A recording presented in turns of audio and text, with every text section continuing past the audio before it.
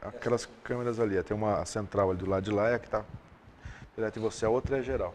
O Arruda nessa aqui, né? Arruda. Posso ir? Vamos lá? Vamos. Depois da vinheta. Ai, com vinheta.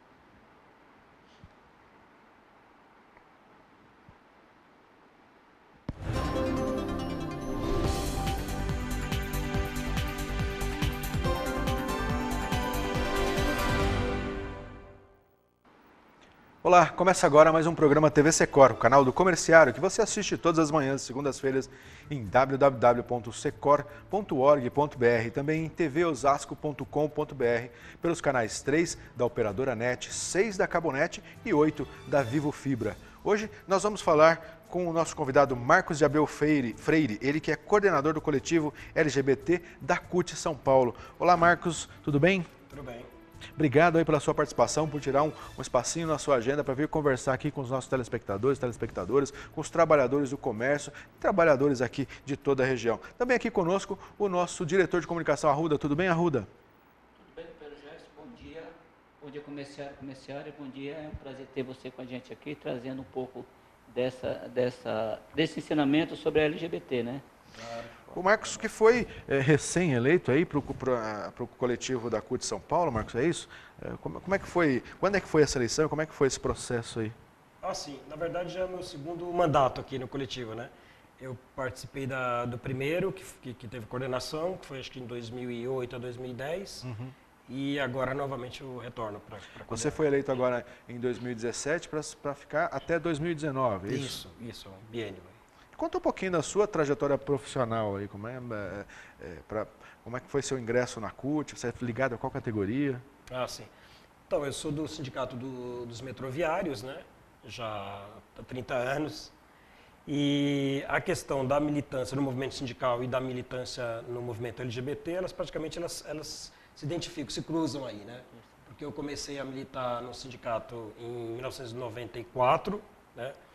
E já em 97, nós tivemos a primeira parada, que era chamada então Parada Gay, na cidade de São Paulo, né? E ali os próprios companheiros e companheiras do sindicato me incentivaram a participar da parada, enfim. E ali eu tive contato com o movimento LGBT, e aí aquela coisa da militância sindical, né? Eu já procurei o grupo e a partir daí já comecei Começa a transferir a militância, aproveitar a experiência de militância, bacana. E como é que surgiu o coletivo da CUT?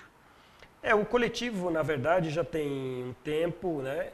Na verdade, o primeiro documento que fala da questão da luta, né, dos trabalhadores LGBT, né, pelo respeito, pela igualdade, o primeiro documento surgiu em 1999, né, numa plenária da CUT. Né? Então, se não me engano, acho que era a 9ª plenária da CUT. E ali já se faz a primeira referência na questão da luta pela igualdade, pela não discriminação dos trabalhadores e trabalhadoras LGBT ali no campo da CUT, né? E a partir daí nós colocamos em todos os congressos, incentivamos os sindicatos a pautar essa questão, né? E aí foi um avanço durante esses anos aí.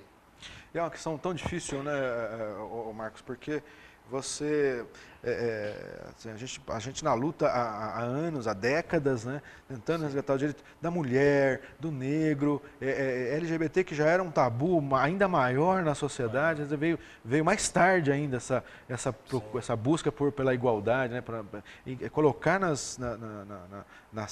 discussão, colocar na ordem do dia essa discussão, né? Como é que você vê o avanço desde esse início para hoje? Mudou muita coisa? Acho que nós estamos vivendo uma certa dicotomia nessa questão, né?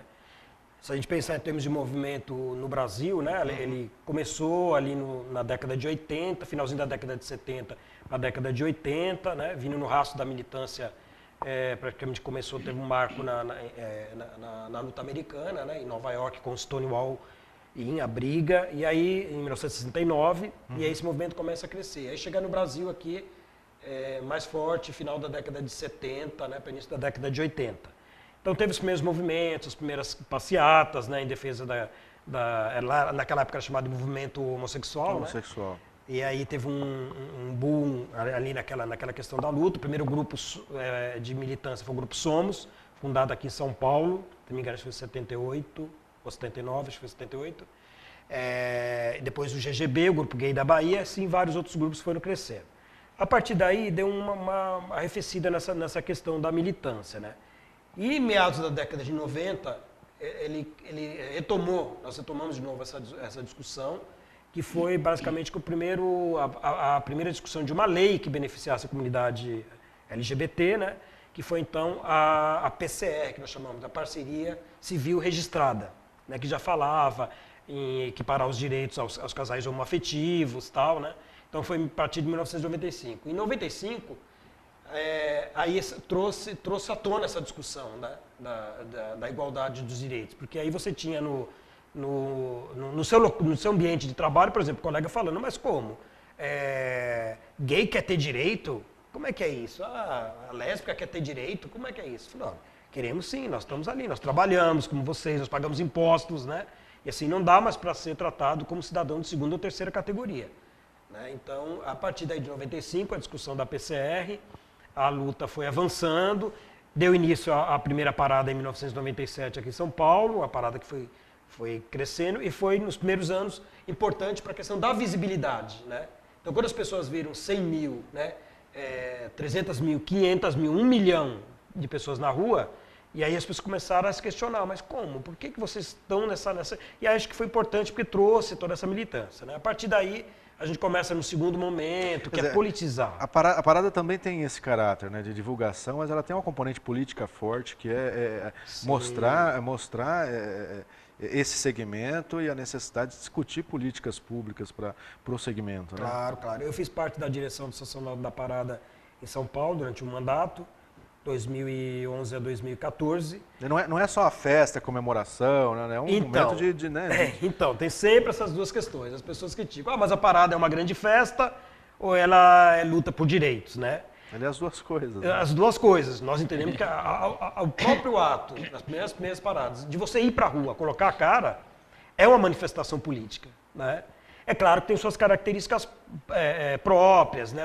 Tem aquele momento que não deixamos de reconhecer que é um momento de dia de festa, né? Mas é de luta também, sim, né? Você sair para a rua, você se mostrar, com a forma que é característica da população LGBT, assim como, por exemplo, a comunidade negra vai fazer uma passeata, eles têm as suas características próprias de fazer, né? Com as suas vestimentas, suas características. Então, a população LGBT também tem um pouco essa característica. Mas, evidentemente, que sempre nós procuramos, cada vez mais, trazer a discussão da luta pela igualdade e pelas políticas públicas. Né? Isso sempre que a gente tenta enfatizar nas paradas que hoje já se tem no Brasil como um todo. Né? Agora, falando aí um pouco mais do coletivo, né? Além dessa participação, dessa discussão para compor os itens de reivindicação das centrais, para orientar os sindicatos, né? Como é que se dá o trabalho coletivo? Vocês têm reuniões periódicas? Como é que vocês levam essa discussão para a base sindical? Assim, nós nos reunimos mensalmente, temos um calendário, né? Uhum. E aí, eventualmente, umas extraordinárias, por conta de alguma demanda a mais, né?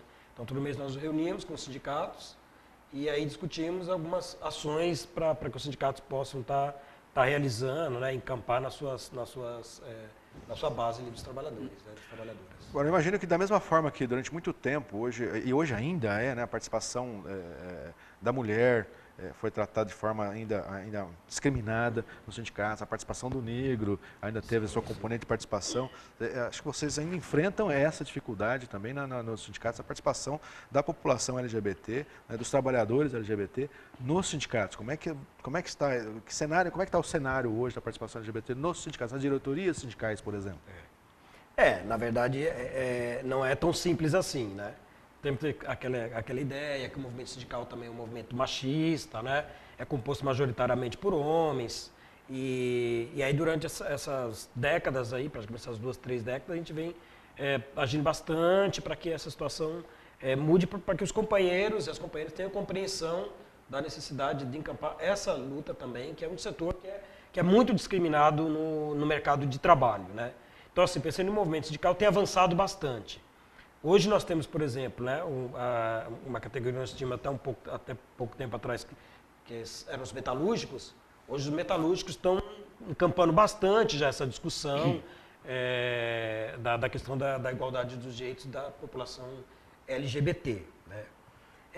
É claro que também depois você partir para isso, para a base, tem uma outra dificuldade, você esclarecer os trabalhadores, né, do respeito, né, do acolhimento, porque quando a gente fala em acesso de mercado para a população LGBT é muito complicado. Né? A gente sempre diz o seguinte, eu sempre digo o seguinte, hoje você até consegue um gay e uma lésbica entrar no mercado de trabalho com muita dificuldade e tal, mas, por exemplo, você pega uma travesti, uma transexual, não existe muito mais difícil, né? Não muito existe, praticamente. É praticamente zero, né? Então, só é dada a elas a questão da prostituição, né? Alguns mercados muito específicos, né? Salão de cabeleireiro. Isso, né? Mais, a assim, questão mais... da maquiagem, sempre voltado só para esses campos, quando, na verdade, tem que trabalhar em qualquer profissão. Né? Então, esse é um trabalho que a gente vem fazendo de construção. E aí parte não só dentro do movimento sindical, mas aí como é que você discute isso com as empresas, né? Que aí é que está o grande mote, né?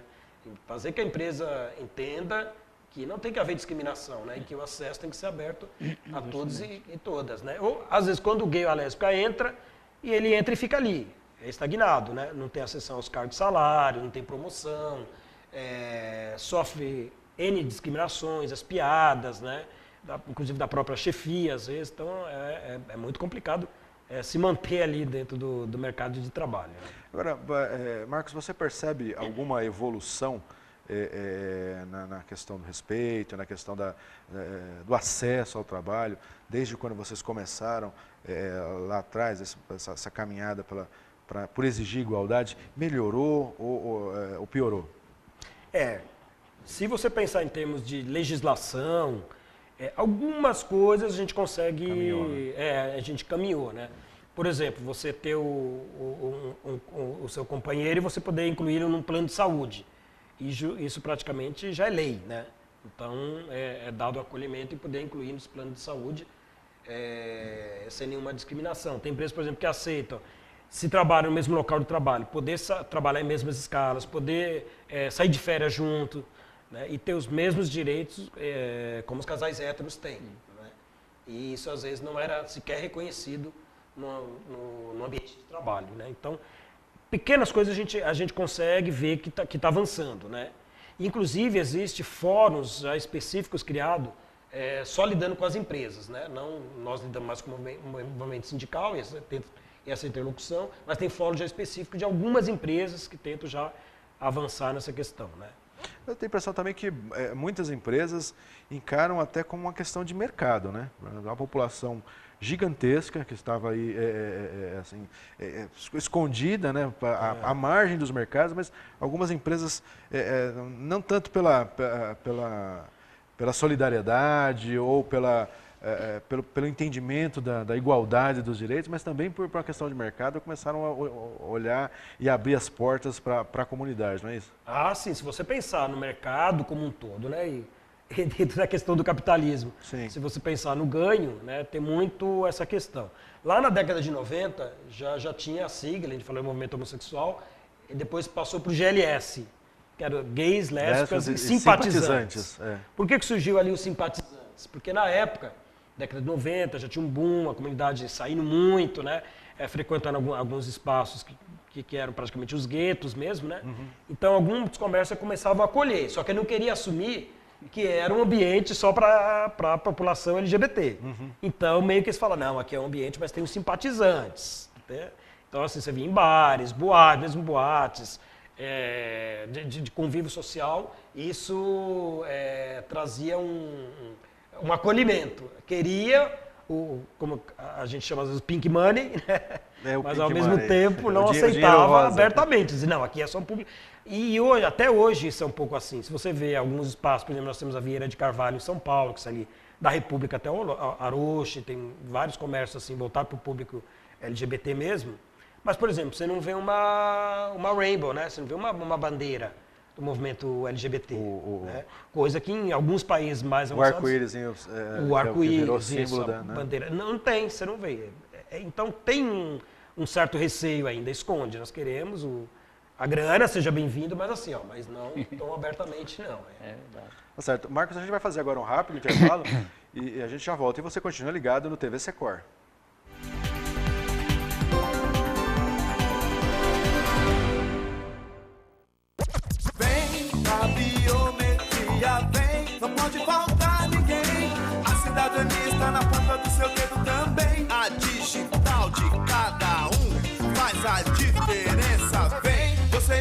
cedo e volta muito bem. Por isso mesmo não pode faltar ninguém. Vem pra biometria, vem. Acesse o site da Justiça Eleitoral e se informe sobre a biometria no seu estado. Não pode faltar ninguém.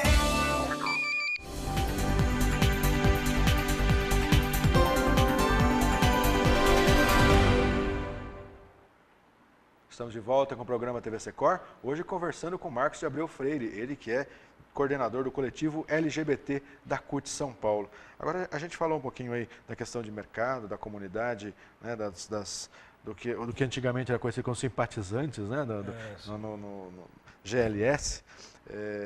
Agora, fala um pouquinho de mercado do ponto de vista do acesso, né? A gente deu uma pincelada no primeiro bloco, mas do ponto de vista do acesso dos trabalhadores LGBT ao mercado. A gente falou, ainda é bastante restrito, mas como é que está nas empresas esse acesso dos trabalhar-? Você diz o acesso ao trabalho? Ao trabalho, Ao trabalho.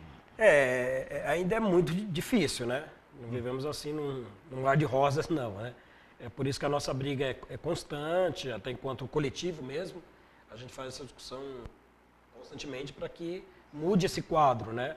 Porque é difícil o acesso, pois é difícil você se manter dentro da empresa, né? Como eu disse, né? Tem a questão de cargos e salários, ascensão, às vezes você entra e fica ali estagnado. Então é uma dificuldade muito grande. A discriminação ainda é muito forte dentro do local de trabalho, né? É muito forte, muito forte. E lidar com os colegas que ainda não entenderam muito bem a situação, ou não captaram esse novo momento do país e do mundo. Você tem... As piadas são constantes, porque é naturalizado, né? Você fazer piada de gay, por exemplo, né? Qualquer coisa que as pessoas vão fazer, sempre tem uma piada homofóbica, né? Aí vem, né, brinco, mas é uma piadinha. Não, a piada ela sempre tem um fundo de preconceito, né? Sem dúvida. E vem para te estigmatizar. Então, e você enfrentar isso cotidianamente, às vezes seja na escola, com bullying, né? E aí passa para o ambiente de trabalho. Então, é uma luta constante, né? E assim, se o gay, a lésbica, a travesti transexual não tem uma autoestima, consegue manter uma autoestima muito forte, o que já é difícil, né? Ela tem sérios problemas, né, durante sua vida, né? Isso é que é o mais grave, né? Agora, nós vivemos um momento complicado, onde a LGBT-fobia tem florescido aí na sociedade brasileira de uma forma bastante importante. Como é que você avalia o atual momento, Marcos? Olha, nós estamos vivendo um momento muito perigoso, né?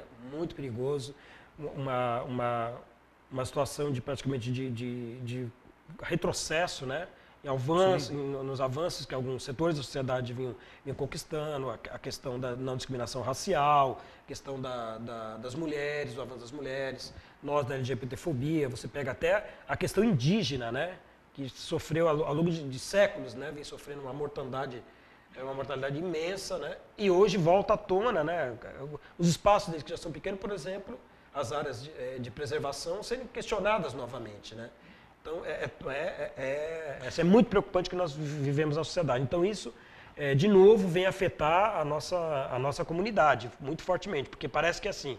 E aí, quando você fala em conservadorismo e tal, parece que a questão da sexualidade é o primeiro véu que se vem, né? Que se tenta desmudar. E joga nessa primeira camada a questão da discussão sobre um falso moralismo, na verdade, que se tem, né?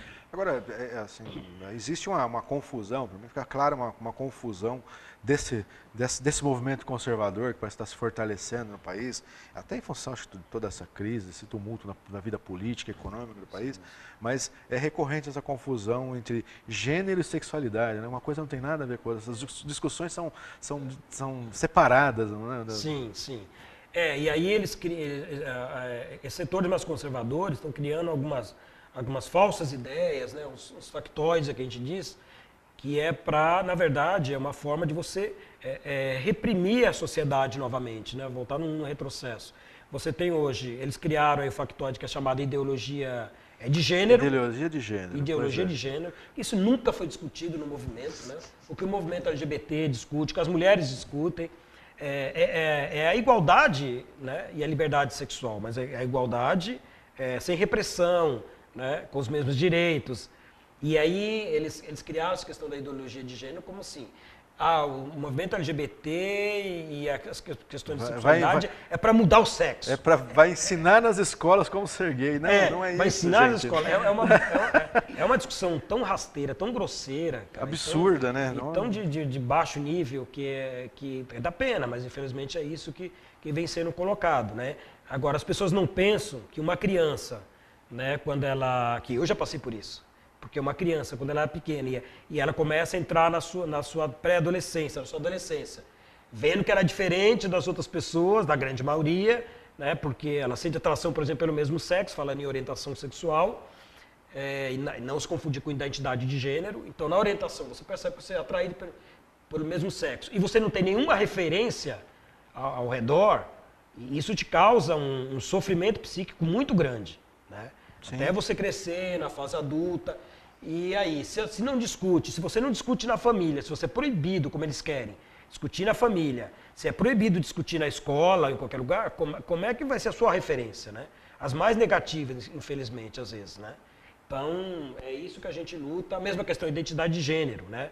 Se discute essa questão que, porque a comunidade LGBT, as pessoas que discutem sexualidade, querem mudar o sexo, né? Querem mudar você nasceu homem, você não é homem, você não é mulher, ou vice-versa. E não é por aí, né? Claro, a orientação sexual não se aprende, você já nasce, né? Sim, é verdade. Tanto é que a gente fala muito, né? As pessoas usam muito a questão da opção sexual. Já não é, né? A gente fala, ninguém opta em ser gay, em ser lésbica, em ser bi. Aliás, se pudesse optar, não optaria pelo padrão, né? Porque é muito mais fácil, muito mais simples, né? Homem e mulher, provavelmente mais para ser homem, né? Porque mulher também é discriminada. Se pudesse optar, era fácil, homem, né? Não teria nem mulher no mundo, né? Porque para passar o que passo, né? É isso. E isso vem sendo reforçado hoje, né? Toda essa discriminação, todo esse status de isso é o correto e aqui não é correto. Quando na verdade não existe, né? Então as pessoas se aceitam como elas são e trabalhar para que... outra que só, lembrando, nós estamos vendo essa polêmica da questão da cura gay, né? Aí se leva para o campo a psicologia, que é uma das áreas que mais que tem definição sobre isso, que tem acúmulo sobre essa discussão, né? Já definiu lá em 1999 que não existe cura gay, que ser homossexual não é uma doença, né?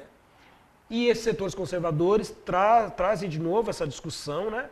Num ímpeto assim de não aceitar a homossexualidade, a bissexualidade como possíveis outras orientações, né?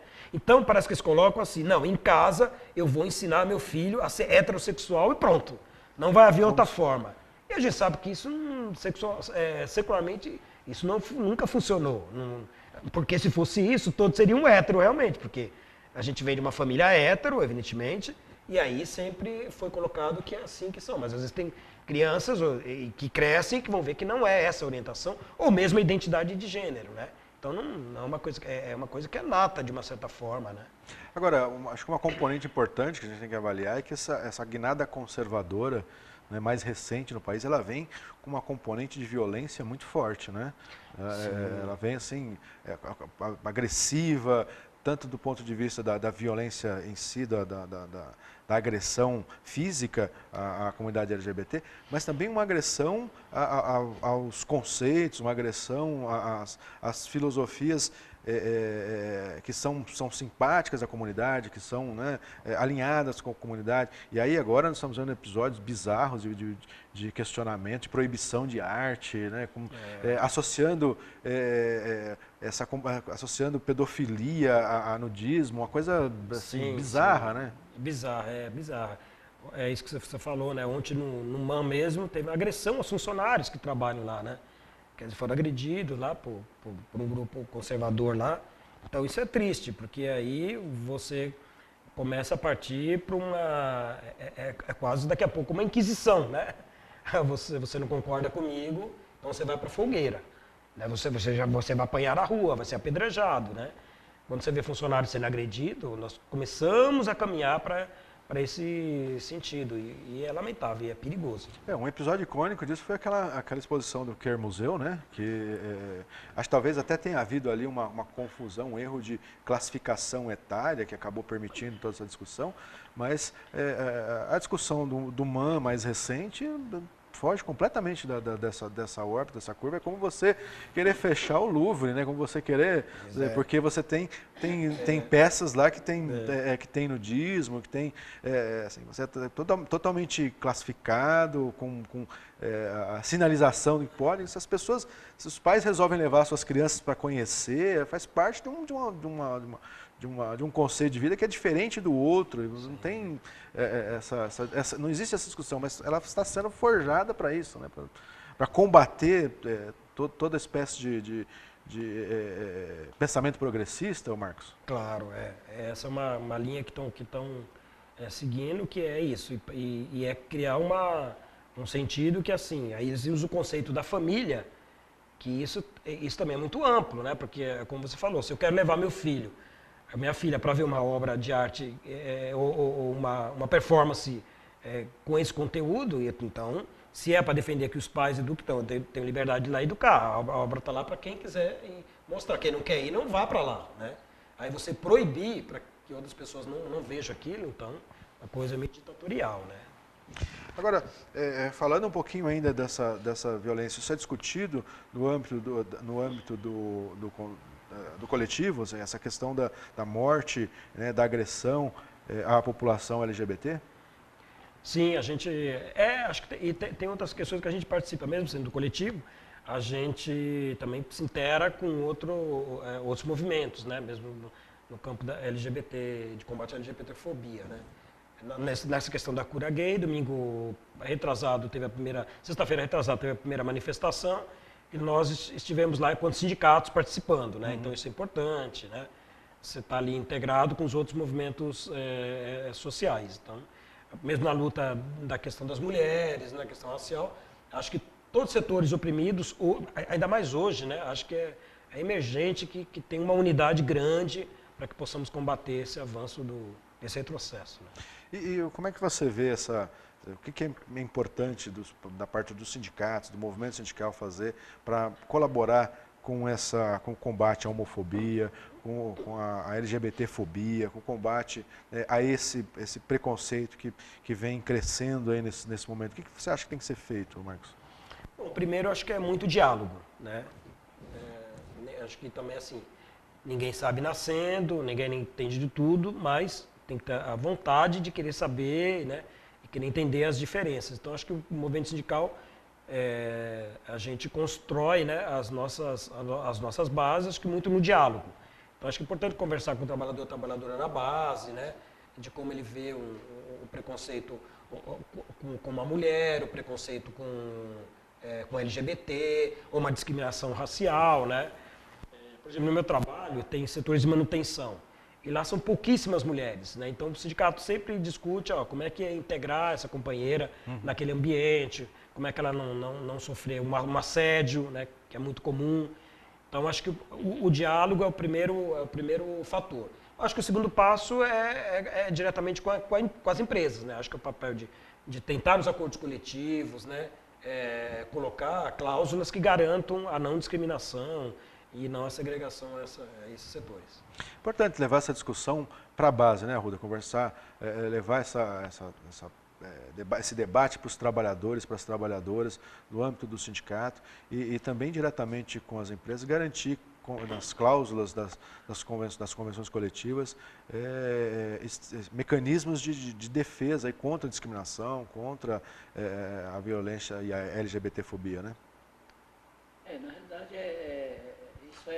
Na realidade, isso é muito importante, né? Porque eu acho que não tem que haver isso. E no Brasil parece que tudo é discriminado, né? O negro, o feminicismo, né? Essa mortandade de mulher, o estupro coletivo, que nem está acontecendo aí demais. E eu acho que é muito importante, apesar que o nosso sindicato tem a Kelly Domingues, que faz parte do grupo LGBT, é uma pessoa que quando chega a data de fazer as reuniões lá, ela fica irradiante, entendeu? Logicamente, alguns criticam, mas eu acho que é uma discriminação que deveria não existir. Então, sei lá, a gente tem que se conscientizar que nem você falou, que nem o Marcos falou, não somos porque queremos, né? E sim Porque já nascemos assim. Então a pessoa tem que entender, tem que entender. E o Brasil, como eu já te falei, parece que tudo é motivo para discriminação. Essa classe conservadora, ao invés dela construir, ela destrói, entendeu? Coisa que ela podia, ela tem o poder de trazer, ela tem o poder de chegar e fazer um trabalho em cima para que todo mundo ficasse bem, mas não. Parece que tem o prazer de destruir e isso aí é ruim demais, né, Jefferson? Pois é. Infelizmente, nós chegamos ao final aqui do nosso programa. Queria agradecer a participação aí do Marcos Freire. Obrigado também, Arruda, pela participação. E você já sabe, não fique só. Fique sócio, confira no site do seu sindicato os benefícios e vantagens de ser um associado. Eu aguardo você na próxima semana. Até lá.